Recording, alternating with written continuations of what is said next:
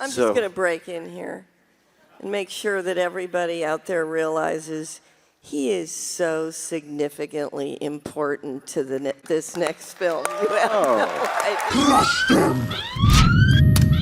Make them suffer! So Star Wars The Rise of Fan Resentment came out, and it was about as satisfying and well-written as Game of Thrones Season 8. It's cold up here for a southern girl. Famous. Despite watching Parasite this week, The Rise of Skywalker was the only film that gave me an actual Parasite. It's the kind of film that I don't even want to call it that. That would imply that it has artistic merit. It's the kind of turd that makes you forget why you even like movies in the first place. I hated this thing so much. I'm just gonna do full spoilers on this thing, because you either already saw it or you don't give a remote shit. So yeah. Let's wind the clocks back a year. So The Force Awakens came out in 2015, and just like everyone else, I was blinded by hype and too stupid to see its flaws.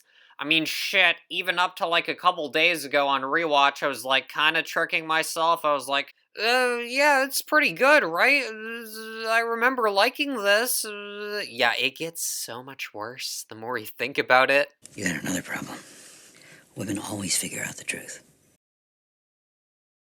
Something about that film that stood out was that J.J. Abrams, he likes to pace his films so quickly that not only it feels like some roller coaster they started up after snorting 5 lines of cocaine, I feel like he paces them so breakneck in order to just hide the shitty writing. But after the shine and hype of the film have worn off and you want something of, substance, you realize that the entire film is basically just all set up, and there are no satisfying character arcs or anything to make it stand on its own legs.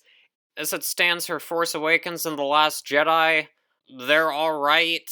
I like them more than most people, but that just means that I don't completely hate them. There's stuff that I like about them, but I really don't have any desire to ever watch them again. And it's a great number of people I've seen do in their videos. I've retroactively downgraded the films because, yeah, this new one, every film in this trilogy just completely shits on everything that came before it. It's kind of funny, actually. Any character moment that might be semi-satisfying. Great,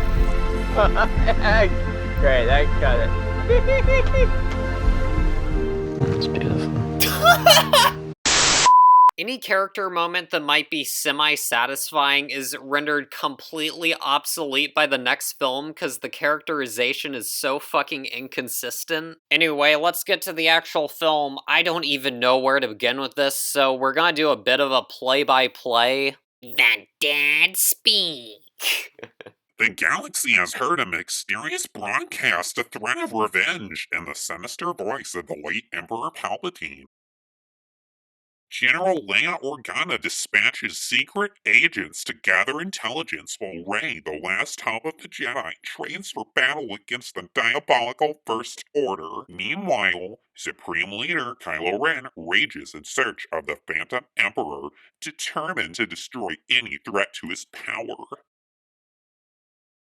The Dead Speak. It was a great start to the film when I was rolling my eyes only 10 seconds in. And it's only downhill from there. The reshoots in this thing are the most evident thing ever. The Rise of Skywalker is a masterclass in bad pacing. It jumps from like 5 planets and 5 different characters in like 10 minutes. It's like, oh look, Kylo Ren's doing this shit with the Emperor, and he's all like, oh, it was me all along, it was never Snoke, I was there from the beginning. It's like, no, only the most gullible person on the planet would ever buy into that shit. I have been every voice Inside your head. There's so much stupid shit. Then it jumps to Rey and Leia's training her now for some reason, and all Carrie Fisher's scenes are really stupid because you can tell that they're just filmed from existing footage like they said they were, and it's just like these stupid like blanket lines that can apply to anything that are really bland. It's like, don't say never. We can always do stuff. Look to the future, Rey. Bring me a ship. It's just these stupid lines that you could write any conversation around. It sucks. And you can just tell that they like added new green screens around her. It's so stupid. And why is Leia training Rey for some reason now? It's so just out of nowhere and not explained, just like everything else in this film. Then the actual plot starts and it's just them looking for MacGuffins in a rinse and repeat boring ass illogical sequence of events. We showed up to this planet. Oh, look, it's Kylo Ren. Let's go to the next planet. Oh, look, it's Kylo Ren. Oh no, they caught Chewie.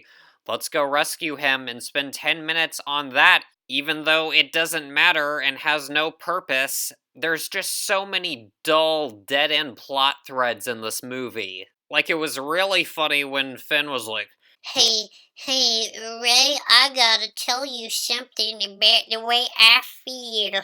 and Poe's just like, What you got to say, bitch? and then they just push it under the rug. the piss-covered and disgusting rug that is Disney screenwriting, and never bring it up again. It was so funny. And that new character, God, I can't even remember her. The horse riding lady. Yeah, I felt like there were so many like deleted scenes in there because like they're like riding horses at the end, and Finn's all like, "Pretty good after one lesson, right?" And she's like, yes." Was there a scene that was cut out? You were in like one scene, and now you're in the finale. And this whole thing, speaking of the finale, this film is such like a train wreck that I couldn't even tell if I was in the second act or the third. It had no sense of narrative progression.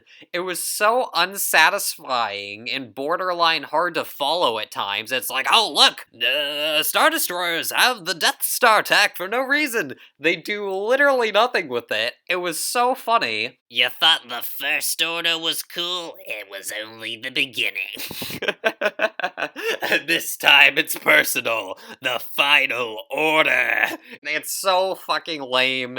It's like that scene in The Force Awakens when they're like, look, this was the Death Star. This is the Star Killer. They were only playing in the beginning. Also, Rey is a Palpatine now. Because that wasn't one of the lamest fan theories that had been going around for years. It's like they let a bunch of Tumblr idiots write the screenplay. Speaking of Tumblr idiots, Reylo. Yeah, felt like I was watching Twilight. Oh, also, I know this review's really, like, scattershot and rambly, but even Palpatine looked like shit in this film. His skin looked all, like, smooth and spongy. I mean, my boy Palps has always been a bit more rough around the edges. What gives? Like, it looks like someone smeared his face with that shitty cleanup tool from iPhoto. Also, when these really memed moments showed up in the movie, I was trying not to laugh out loud. It was so funny seeing them in context. I'm sure I could complain about this film for an hour-long video, and I'll probably do more videos about it, because there's just so much stupid shit to say. At this point, I'm just a complete original trilogy purist, and yeah,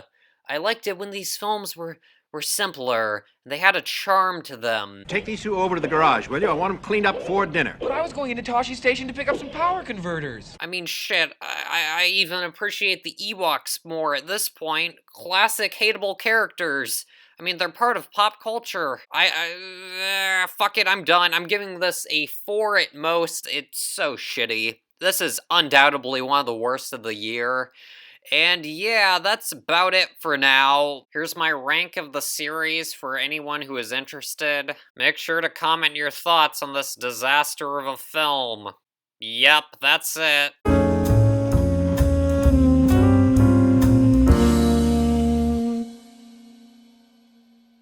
What are you doing there, 3PO?